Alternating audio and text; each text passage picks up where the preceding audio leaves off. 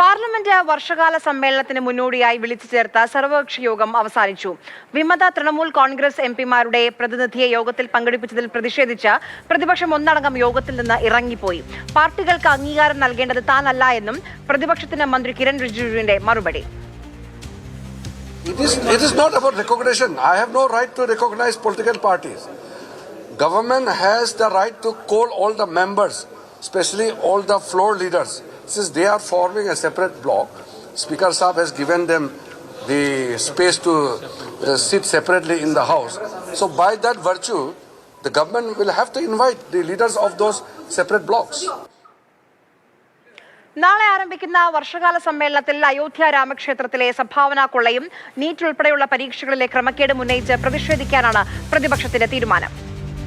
നീതീകരിക്കാൻ കഴിയില്ല എന്നുള്ളതുകൊണ്ട് ശക്തമായ പ്രതിഷേധം ഉയർത്തിക്കൊണ്ട് ആദ്യഘട്ടത്തിൽ പ്രതിഷേധ സൂചകമായി മുഴുവൻ പ്രതിപക്ഷ പ്രസ്ഥാനങ്ങളും DMKയും ആം ആദ്മി പാർട്ടിയും ഉൾപ്പെടെയുള്ള എല്ലാ പ്രതിപക്ഷ പ്രസ്ഥാനങ്ങളും ഗവൺമെൻറ്റിൻ്റെ ജനാധിപത്യ വിരുദ്ധമായ നടപടിയിൽ പ്രതിഷേധിച്ചുകൊണ്ട് വാക്കൗട്ട് നടത്തി. വാക്കൗട്ടിന് ശേഷം പ്രതിഷേധം പ്രകടിപ്പിച്ചതിന് ശേഷമാണ് തുടർന്ന് ചർച്ചയിൽ പങ്കെടുത്തുകൊണ്ട് ഈ ആവശ്യങ്ങൾ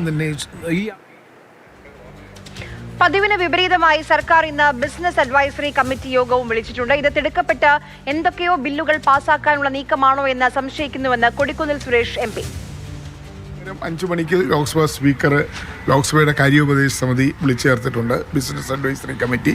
അതിലും ഇന്ത്യ ബ്ലോക്കിൽ നിന്നുള്ള പ്രതിനിധികൾ പങ്കെടുക്കുന്നുണ്ട്. ഇന്ന് തന്നെ സാധാരണഗതിയിൽ സമ്മേളനം ആരംഭിക്കുന്ന ദിവസം അതിൻ്റെ പിറ്റേ ദിവസമൊക്കെയാണ് BSc മീറ്റിംഗ് കൂടുന്നത്.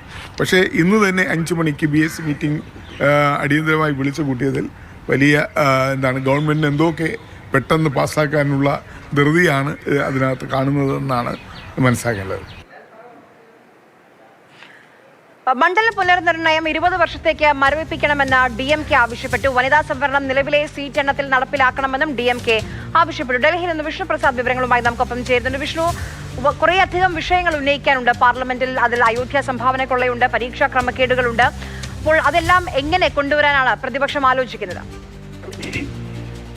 പാർലമെന്റിലെ വർഷകാല സമ്മേളനം തുടങ്ങുമ്പോൾ ആദ്യ ദിനം തന്നെ സഭ സ്തംഭിക്കാനുള്ള എല്ലാ സാധ്യതയുമാണ് ഇന്നത്തെ ഈ സർവകക്ഷി യോഗത്തിലുടനീളം നമുക്ക് കാണാൻ സാധിക്കുന്നത്. അയോധ്യ രാമക്ഷേത്ര വിഷയം മുതൽ നീറ്റ് പരീക്ഷകളിലെ ക്രമക്കേടടക്കമുള്ള വിഷയങ്ങൾ, സോനം വാങ്ചുക്കിന്റെ നിരാഹാര പദ്ധതിയിൽ നിന്ന് മാറ്റിയതടക്കമുള്ള വിഷയങ്ങൾ, അങ്ങനെ പ്രതിപക്ഷം ഉന്നയിക്കാൻ നിരവധി വിഷയങ്ങൾ മുൻപിൽ തന്നെയുണ്ട്. ഇത് കൂടാതെ കേന്ദ്ര സർക്കാർ കൊണ്ടുവരുന്ന 5 പുതിയ ബില്ലുകൾ, അതിൽ ഏറ്റവും പ്രധാനപ്പെട്ട ഒന്ന് എന്ന് പറയുന്നത് FCR നിയമ ഭേദഗതി ബിൽ തന്നെയാണ്. കാരണം കഴിഞ്ഞ കേരളത്തിലെ നിയമസഭാ തെരഞ്ഞെടുപ്പിന്റെ സമയത്ത് വലിയ ചർച്ചയായ FCR നിയമ ഭേദഗതി ബിൽ ഇത്തവണ പാർലമെന്റിന്റെ പരിഗണനയ്ക്ക് വരുമ്പോൾ ആ നിയമങ്ങൾ അല്ലെങ്കിൽ ആ ബില്ല് അതേപോലെ നടപ്പാക്കരുത് എന്നാണ് ഇപ്പോൾ എന്തായാലും പ്രതിപക്ഷം ആവശ്യപ്പെട്ടിരിക്കുന്നത്.